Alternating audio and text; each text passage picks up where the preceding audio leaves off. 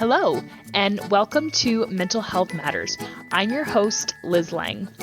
Each week on this podcast, we will break down various aspects of mental health. We are so excited you're here and hope you enjoy this week's episode.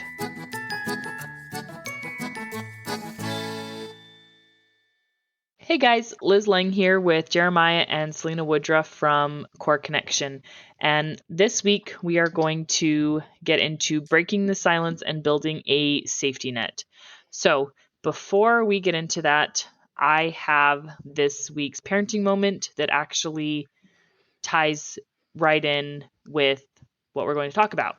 So my daughter, who is 9 years old, asked me, "Oh, so what do we have going on this week?" And I mentioned a 988 event, community event that I was going to attend. And she's like, "Oh, what's 988?" And so it was this perfect lead into suicide and suicide prevention. And to be honest, it felt like kind of a heavy topic for a 9-year-old.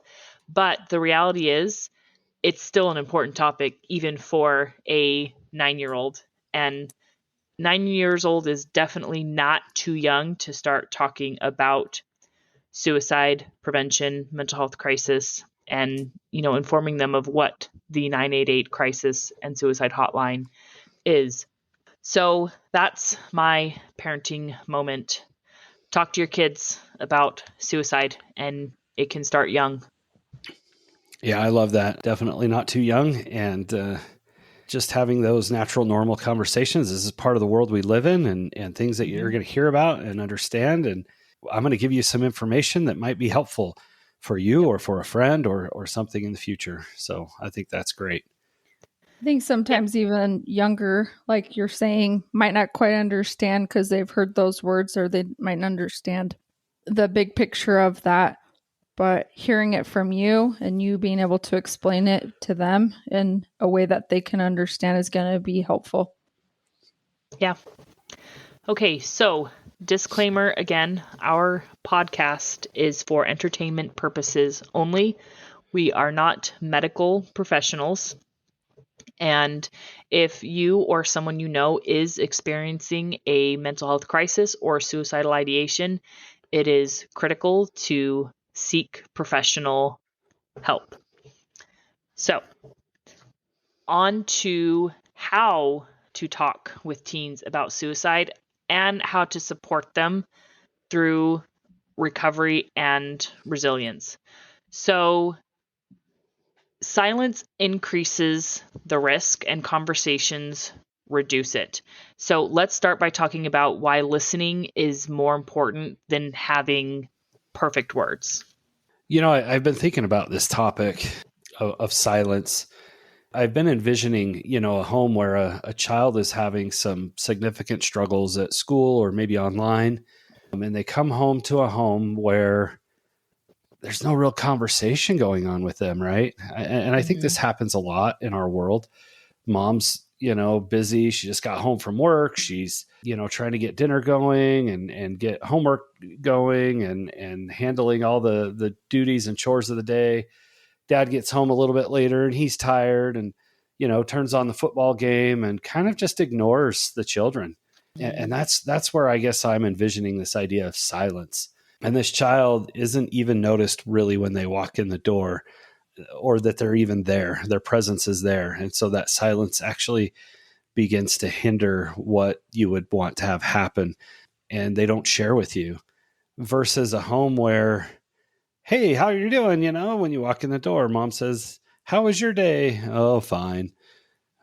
That seems off. They're usually a little happier, and then dad's like, comes home, "Hey, where's, Sally or Jimmy or whoever?" And, "Oh, I think they're in their room." And dad strolls on by the room and, "Hey, what's going on?" "Oh, nothing." "Well, what are you doing?" "Homework." "Oh, okay." Something seems off there. Yeah. And then dad goes to mom and says, "Hey, does something seem off about so-and-so?" "Yeah, it does." "Why don't we have a talk with them?" "Hey, are you okay? You seem a little different today. Something happened at school? Something we should know about?" That's a very different experience than the silence, right? And now all of a sudden we can have a conversation about what's going on. And maybe we can stop something from turning into something really big and going down that road of suicidal ideation and kind of control it ahead of time. Or if they've already gone down that road, it's an opportunity to have a conversation. If they're not willing to talk, then we might need to take steps to help them find somebody to talk to that they're willing to talk with. But it's so important that we have the conversations, that we're not just existing in silence, and that we're watching and seeing what's going on with our kids. Mm-hmm. I had some thoughts wondering if when we're silent, that might increase shame, because we might be worried about talking or saying it wrong, or we don't even know how to approach it, or we're scared ourselves, right? But if you have someone that's experiencing all these thoughts and they're having a hard time expressing it or telling somebody, but there's not options or opportunities to be able to share what they're experiencing, I could see how that could have someone maybe be in shame of feeling like they're wrong, or what they're thinking is wrong, or what they're experiencing is wrong. And that might just add more to not sharing. So silence, to me, asking questions and being willing to just bring up conversation that would help allow someone to be able to share what they're experiencing might be helpful. Yeah, I agree that shame can also be a big factor in staying quiet about thoughts of suicide. And, there can be a lot of different reasons for kids feeling shame, right? Maybe they are worried that they're a bad person because they're having these thoughts. They're worried it makes them a bad person. Or are they going to think I'm capable of hurting somebody else? Right? So there could be a lot of different reasons for shame. And that's not what this is about. What this is about is getting them to a safer place emotionally and creating healthier coping mechanisms for teens as they deal with the struggles of life. And, I really appreciate what Jeremiah said about, noticing something seems different today. Maybe it is just something went down at school between your friends. Like, yeah, I had this stupid fight with my friends, and you're like, oh, okay. And it's not it's, it's obviously it's a big deal to them and it needs worked through, but it's not, a serious life threatening matter. Or maybe it is. It's like, maybe something really heavy happened. Like, I found out today that a kid in my class died by suicide. And that is something really heavy. And, that's a great time to just talk about it and say, okay, well, tell me what you're experiencing about this event, or, talk to me about how you're handling it, how you're coping with it, right? Those kinds of things. And so just asking the question, I don't think you're ever going to regret asking. And your kid is going to say, hey, my parent sees me. They're at least trying to be involved in my life. And that can help create a sense of belonging. And they might say, Mom, you're so obnoxious. Why do you have to get in my business? And that's okay too. Because that's going to happen at times as well. And it's okay. It's your job to get in their business. Yeah. They might say nothing. Nothing. I'm fine. Yep. But I think just having that pattern and the normalcy of just continuing to ask and giving them those opportunities when they're ready to say something. I heard an analogy from a movie, and it said, it's like the cat. You got to wait. You got to be there, and you got to present and have all the elements, but you got to wait for it to come to you. So continuing to have those opportunities and setting it up and not being hurt or offended when they push you away is going to help the trust build with them that you're going to be there and you're going to continue to ask, or maybe just even knowing someone's going to ask them, someone cares about them. But them sharing, like you said, even something that might not seem like so heavy or such a big deal, them being able to say it out loud and release it is freeing for them, and knowing that someone cares about what they're experiencing and what they're feeling. Okay, let's take a quick break and we will be right back. Welcome to The Balance of Gray. I am your podcast host, Steve. What exactly is the balance of gray? It seems to be a rising voice in Christian podcasting. The balance of gray. I'm not sure if you've heard of it or not. It's called The Balance of Gray. Balance of gray. And how do we have this peace in a world that's falling apart, distracted with tickled ears in a form of godliness yet denying its power? Because we have the Holy Spirit. And folks, if you don't, Jesus says, behold, today is the day of salvation. Now is your time for redemption. Do not wait on this. I'm telling you, you'll have a peace that surpasses all understanding. Find The Balance of Gray on Apple, Spotify. We're on just about everything out there.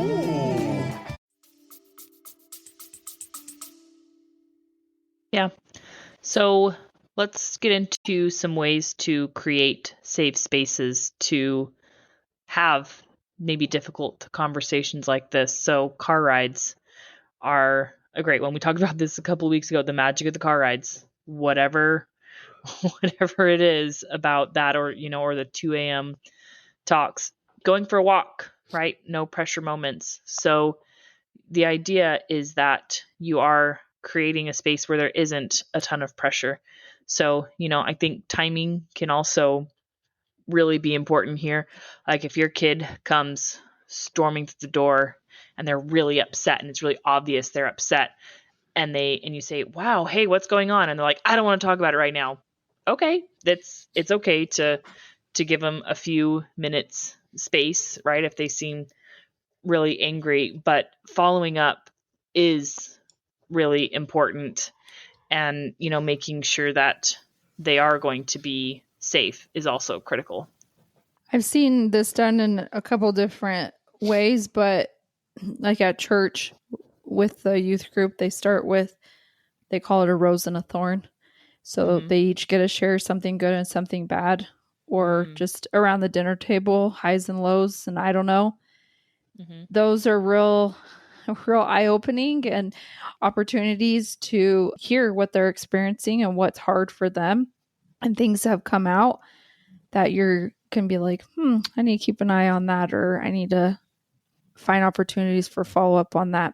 I think it's important to set the rule of you can freely say what you need to say, and there's not lectures and all of our wisdom to tell them when they share things that they're experiencing. That's just they say it and that's the end of it. They each get to express or share what they're experiencing. I appreciate that you brought up lectures, Selina. Yeah. Lectures do not create a safe space for your children. When we talk about a car ride or a walk or a talk in the middle of the night, we should be doing more listening than talking. We should be doing more curiosity questions than giving advice. Not that we can't give advice, because we should as parents. That's part of our job. But when we're talking about creating a safe space, they need to know that they can express themselves, that they can share, and that we're not just going to lecture them. And if you're really worried about something they say, you can ask them more questions about it. Well, what do you think you might do in that situation? What do you think you might do with this friend who is struggling?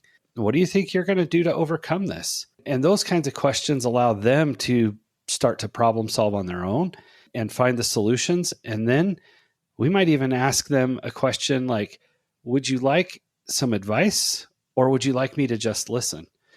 Selina taught me that one because she does such a great job with that with our kids. Even as adults, some of our adult children will call her and she'll ask them sometimes, hey, wait a minute. Am I just listening to you, or are you looking for advice and help and direction? And that really just kind of sets the stage and helps them feel more confident. Like, oh, mom's not going to lecture me. I can just express myself. I can just vent to her, or I can just communicate with her. And it's so powerful.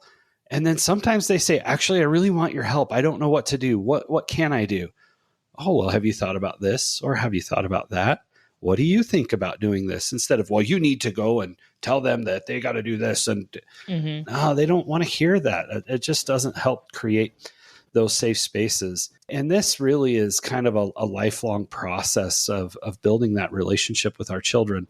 And that way, when these big things do come up, because they're going to, but when a big conversation comes up, they're much more confident going into it that, hey, I can talk with mom about this or I can talk with dad about this, because they know how to listen to me, and they give me the space to express myself and to share what I'm feeling.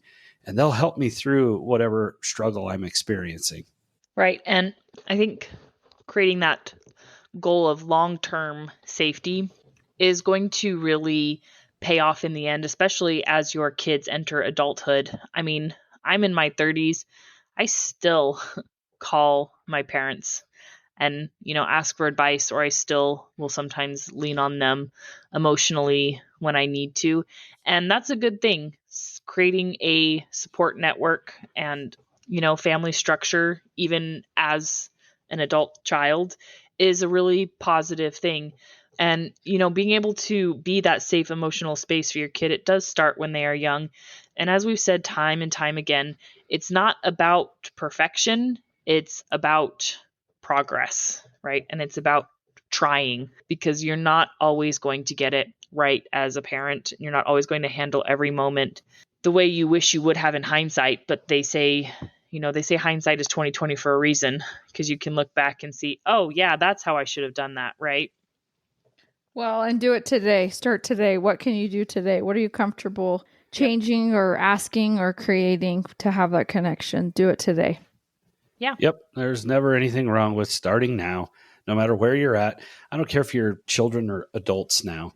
Start today, have the conversations with them, start asking them the questions, So, speaking of starting today, let's talk about some environmental things that you can and should be doing within your home that, if you haven't done already, please, please, please, please do today. And the biggest one is lock up your firearms. Make sure they are in a safe. Make sure kids cannot get access to them.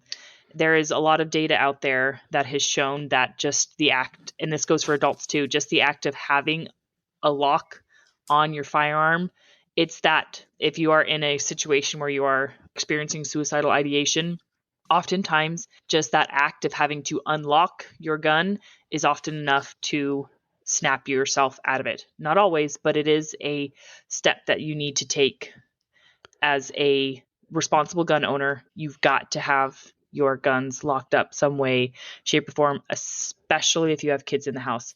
Another safety thing to talk about is limiting access to medications or any sort of environmental thing that could cause an overdose, or that someone could ingest that could cause harm to the body. Those are other environmental things that we can do to create safety, and it is a really simple, easy thing that you can do today. Yeah, I appreciate you sharing those things, Liz. And look, I understand the reality. Like, you can't stop your kid from having access to absolutely anything that could harm them if they're going to harm themselves. But there are some things that can be helpful. And yeah, they should not have access to guns and to, medications that could be harmful. Those are just two of the very primary ways that people use to commit suicide. And so if we can remove those from the equation, it can be helpful. And I don't think there's any perfect plan for creating a safe environment, but we want to do what we can. And we want to be able to be confident that our kids are safe and that we're giving them the things that they need. Yeah. And another thing that you can do in terms of creating safety and doing something to create safety is, when you have this discussion about suicide with your kids, identify safe people that they can go to. If you're really struggling and if you feel like you can't open up to mom and dad, okay, who can you open up to? Or if you feel like you need another resource, who is someone that is an adult that you can reach out to, and someone that can get you the help that you need. And friends obviously can be incredibly important, and they are an important part of the social network, but a friend being a safe place to talk about suicide, or a peer being a safe place, that's not going to be the ideal. And again, friends can be a very important part, but there really needs to be an adult, a trusted adult, in terms of handling and dealing with suicidal ideation, because teens, they don't always know what is best in these situations, and they don't always have the skills or the knowledge to cope with these situations. And so it really does need to be an adult.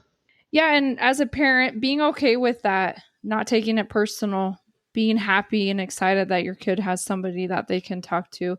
Of course, trying to be there and support them in the ways that you can, but letting them have somebody that they trust to talk to is going to be important. Yeah. And, peers, one of the big struggles I see with peers is that they're not always going to tell somebody else what's going on, right? They don't have the maturity and the level of understanding to be like, ooh, just telling me probably isn't enough. We got to get them help. And sometimes they're afraid because they don't want to break confidence. Well, they told me not to tell anyone, and I want to be their friend, and that kind of thing happens. And they absolutely should talk with their friends about their struggles. They're going to, right? But they really need to have others. And there's so many different resources in the community. That's why we talk about, it takes a village. There might be somebody from a church group that they trust and that you trust, or a school counselor or anyone that they can feel comfortable talking to and sharing with. So I really like the idea of having a safety plan. I think we make it like so normal. I don't know, at least in my house and our experience with all of our kids growing up, we have a case of a fire. Where are we going to meet? Right? Or we're prepared if there's a disaster. We have food ready and clothes ready and, some essentials that are ready. And that's very normal in our family. And we just talk about it. And there's not like this fear around talking about it. Or am I going to say the wrong thing? Am I going to do it wrong? And so maybe if we can just shift to thinking in that sense of like, hey, we need to have a plan. How are we going to help each other in these situations that could come up? That could just be right along with that safety plan. This is part of the safety plan. What are we going to do? How do we help each other? Hey, what could you say to me that helps me realize that you're struggling and I need to ask you more questions? Because sometimes we get just so busy in our lives that we don't realize that our kids maybe are asking for help in a different way. And so when there's not a situation, right, because we're not preparing for an emergency when there is an emergency going on. So having that calm time that we can just put that as part of our safety plan and talking about what would we do in this situation? How would we handle it? What could we do? What could you do? That sounds perfect. And so to kind of wrap things up, I want to go back to the importance of validation. And one thing that people often feel like validation can sometimes be scary because sometimes it can mean I agree with you. So it can be really scary to validate your teen experiencing a crisis or experiencing suicidal ideation. And validation does not mean I agree with you. It means I understand your point of view. I understand where you're coming from. And so saying things like, I can see that you are in an enormous amount of emotional pain. I can see this is very painful for you, and I can see that you're struggling. That is validating, and it is very helpful for teens to just feel seen. And because oftentimes people who are experiencing suicidal ideation, they feel so lonely and isolated. And so just saying, I see you, I see your pain, it helps them, or it can help them to feel less alone. And so don't be afraid to validate. That's actually a really critical component to helping somebody overcome suicidal ideation. I'm so glad you shared that, Liz. If we look at this from this perspective of, hey, I just told my dad that I'm thinking about taking my own life. And my dad says, oh, that's ridiculous. Your life isn't that hard. Oh, well, you're just a teenager. You got a whole life ahead of you that's going to be much harder. Now we just invalidated them. We created shame. We created an unsafe space for sharing. And they're never going to share anything with you again. They're just going to stop because dad just doesn't believe that what I'm experiencing is hard. Versus, oh man, yeah, that would be hard. That must be difficult. I can only imagine how you're struggling through that. I could see why you might feel this way. How can I help you? What can I do to support you? What kind of help do you think you might need through this struggle? Well, those are two very different worlds, right? Validation is critical because it is real for them. It might seem very trivial to you, and I promise it probably will. because what's difficult and hard for a teenager seems so simple and maybe mundane for a grown adult who has a lot of hard experiences in their life. But it is just as much real for them as your struggles are for you. And so validation is important. The other thing I wanted to make sure I mentioned as we wrap this up is that I was thinking about earlier is we have this fear around having these conversations, right? And we tend to beat around the bush. And I was having this conversation with my kids the other day about my adult kids, about how when I was a kid, it was really common to like kind of speak in roundabout terms about difficult things instead of being direct. And it was confusing for me. So when we get into these kinds of struggles, we want to be direct. We want to ask questions like, are you thinking about hurting yourself? That's important because now it's a very direct question with a very direct response. And then we can go from there instead of kind of beating around the bush and they're not really sure what you're trying to ask. But we can be direct, we can ask the questions, and we can have the conversations, and it could really develop connection and opportunity to overcome struggles. And it could be such a powerful tool when we're working with our kids. Yeah, I appreciate the directness because, and it's okay if your child comes back, you responds with suicidal. No, gosh, mom, no. Why would you even think that? That's okay. That it's totally fine to get that response. But, you know, what message you're sending to your kid when you ask that question is, I care and I can handle it if you're not. And that's the thing is kids will let you know very quickly if they are not in that type of space. So, you know, don't be afraid of getting that response, or don't take it personal or feel like you made a mistake if they come back with you like, why do you blow things out of proportion? You're making such a big deal out of this. You can come back with, well, suicide is something that I take very, very seriously. And this is not, you know, it's not something that I would ever want to mitigate. And I'm really glad that you're not in that space, but it's still important to ask these questions and to have these conversations because for some people it can happen and it can happen to anyone. So I agree, just being direct is your best course of action. And if they're not there, they'll tell you. Very true. Yeah. Okay, so next week we are going to have a guest speaker who is going to share with us their experience in overcoming suicidal ideation. And we will see you all then. Have a question? How about a topic you'd like us to cover? Send us an email at mentalhealthpod21@gmail.com.